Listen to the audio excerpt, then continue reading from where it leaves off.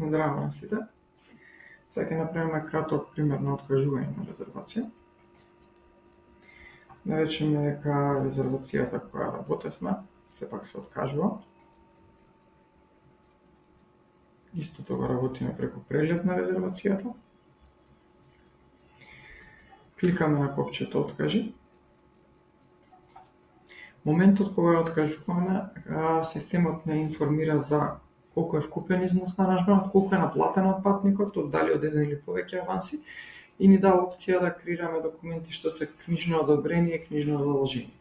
Книжно одобрение е колку каков износ рефундираме на патникот, да речеме дека 3000 денари враќаме назад, додека 2000 денари не задржуваме за трошоци на резервација. Забелешка за откажување,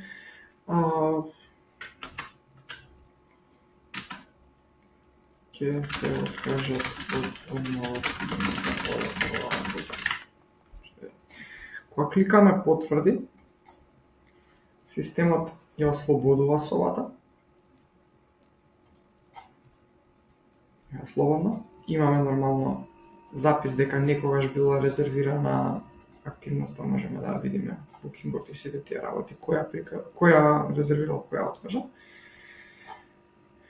Доколку одиме во документи, можеме да видиме книжното задолжение, можеме да го отвориме во PDF, можеме да го видиме книжното одобрение, исто така можеме да го отвориме во PDF, можеме во договори да го видиме договорот, Мартин, кој што е означен како откажа, и исто така имаме во операции, статистика на откажани резервации, кај што исто имаме преглед кога е откажана резервацијата, од кого е откажана и така натаму.